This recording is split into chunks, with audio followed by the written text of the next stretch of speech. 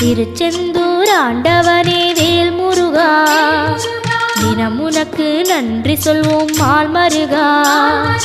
திருவடியில் தவம் இருப்போம் திருமுருகா, தீப்பெழுது நலமெனவே வடிவழகா.